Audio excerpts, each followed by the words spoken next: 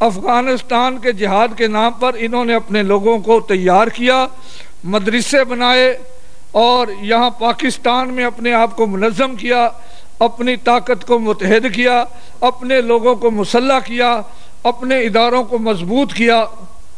آپ دیکھیں کہ یہاں پر یہ لوگ کس انداز سے کام کر رہے ہیں کہ مسجد یا مدرسہ بنانے کا اعلان کرتے ہیں تو راتوں رات مسجد یا مدرسہ بن جاتے ہیں، جانے پتہ نہیں ان کے ہاتھ میں اللہ دین کا چراغ آ گیا۔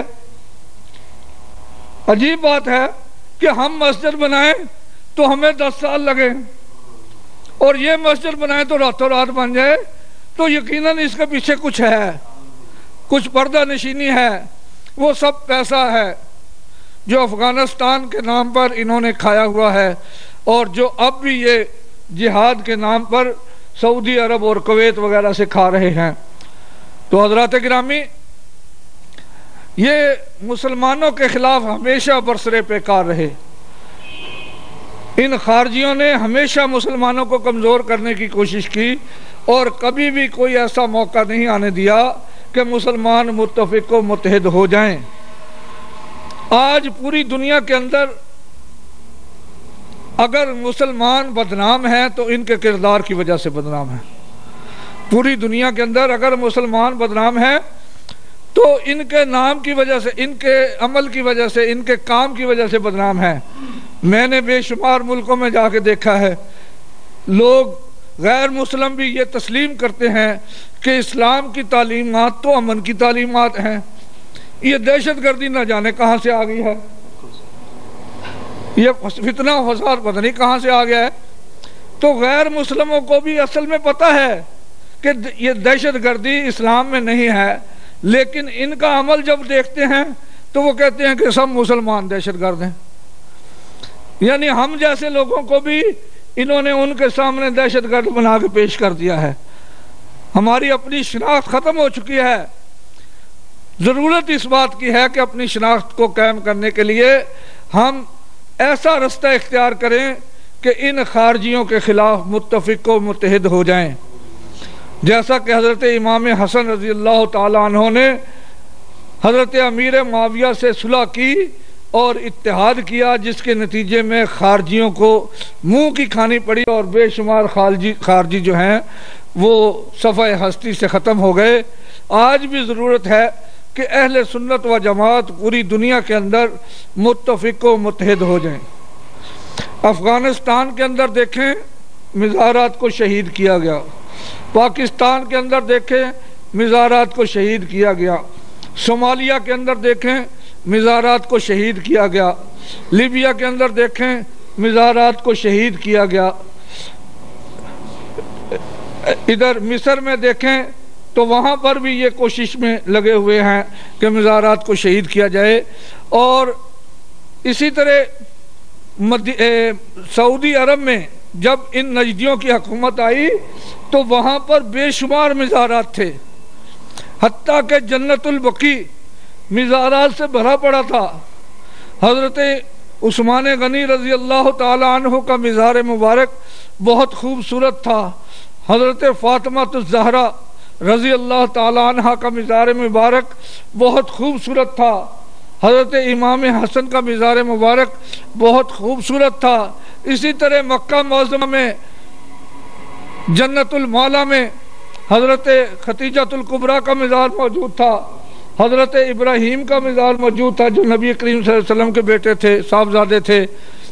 تو عرض کرنے کا مقصد یہ ہے کہ وہاں پر بھی مزارات کی بھرمار تھی، لیکن ان کی جب حکومت آئی تو انہوں نے سب سے پہلا کام یہ کیا کہ وہاں پر مزارات شہید کیے اور ان کو زمین کے برابر کر دیا، اور یہ نعرہ لگایا کہ ان مزارات پر جانا شرک و بدعت ہے۔ یہ کون سی شرک و بدعت ہے؟ ہم مزارات پر جا کر کوئی ان کی عبادت کرتے ہیں؟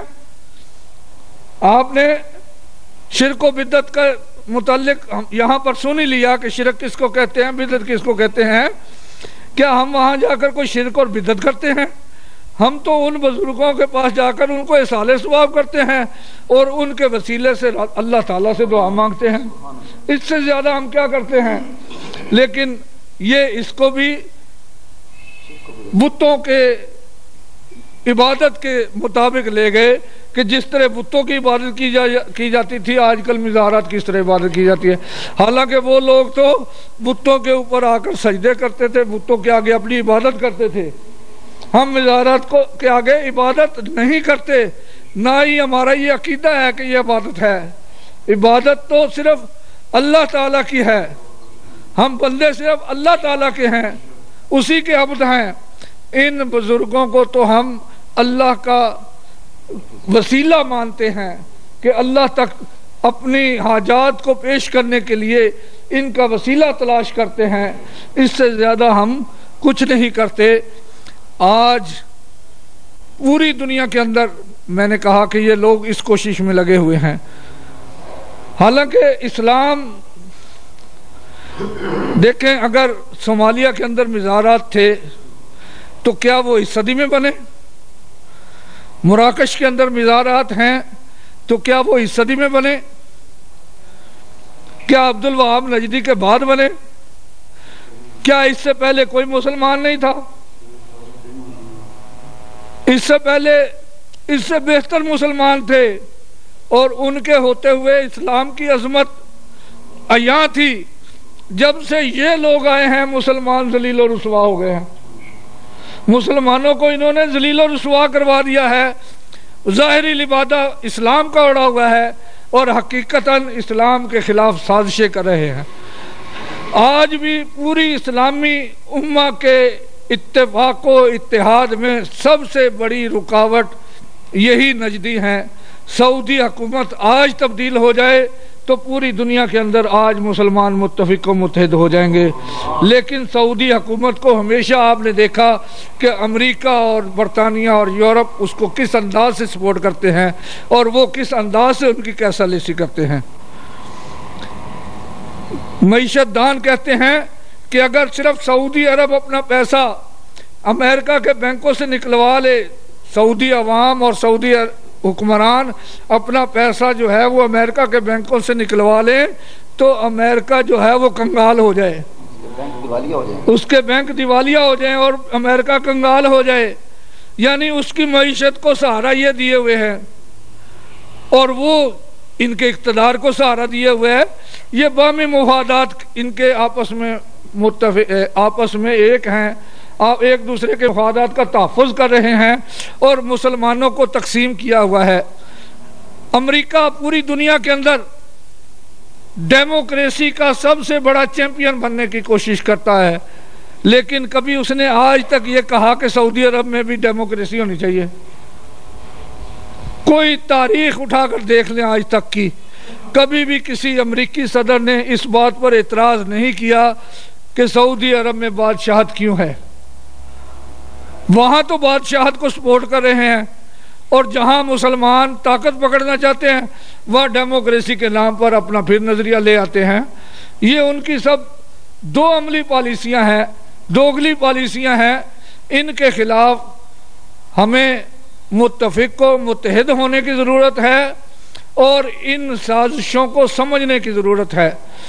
آج کچھ لوگ آپ کو یہ کہہ کر ورغلاتے ہوں گے کہ دیکھو جی بات یہ ہے کہ یہ اہل سنت تو ایسے کہتے رہتے ہیں، اگر نجدی جو ہے وہ حق پر نہ ہوتے تو اللہ تعالیٰ انہیں 100 سال سے وہاں پر حکومت میں کیوں رکھے ہوئے ہیں، اور پھر خانہ کعبہ اور مسجد نبوی میں جو ہے وہ ان کے امام کیوں ہیں؟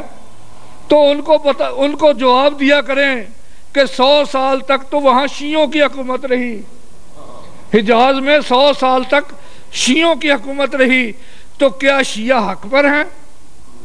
ان سے یہ سوال کریں کہ اگر 100 سال شیعوں کی حکومت رہے اور اس کے باوجود وہ حق پر نہیں، اور اگر 150 سال تمہاری حکومت رہے تو پھر بھی تم حق پر نہیں ہو سکتے۔ حق اس چیز کا نام نہیں ہے، حق اس چیز کا نام نہیں ہے کہ حجاز میں حکومت کس کی ہے۔ حق تو وہی ہے جو قرآن و حدیث نے بیان کیا ہے، قرآن و حدیث کے علاوہ کوئی حق نہیں ہے۔ یہ لوگ آپ کو صرف ورغلانے کے لیے ایسی باتیں کرتے ہیں، آپ کو دھوکہ دینے کے لیے ایسی باتیں کرتے ہیں، ایسی بات ہرگز نہیں ہے۔ آج ہم پاکستان کے اندر جن حالات سے دوچار ہیں، وہ بھی آپ کے سامنے ہے کہ یہ دہشت گرد جو پورے پاکستان میں پھیلے ہوئے ہیں، یہ دہشت گردی کا زمانہ آپ تاریخ اس کی پڑھ لیں تو آپ کو نظر آئے گا کہ ان دہشت گردوں میں کبھی بھی کوئی اہل سنت کا فرد ملوث نہیں ہوا، کبھی بھی کوئی اہل سنت کا ادارہ ملوث نہیں ہوا، کبھی بھی کوئی اہل سنت کی جماعت ملوث نہیں ہوئی۔ جب بھی کوئی دہشت گرد پکڑا گیا یا وہ دیوبندی تھا یا وہابی تھا، جب بھی کسی ادارے سے دہشت گردی کا سامان پکڑا گیا وہ ادارہ یا دیوبندیوں کا تھا یا وہابیوں کا تھا، جب بھی کسی جماعت نے دہشت گردی کے خلاف جماعتی سطح پر کوشش کی تو وہ اہل سنت کی نہیں تھی بلکہ دیوبندیوں یا وہابیوں کی تھی۔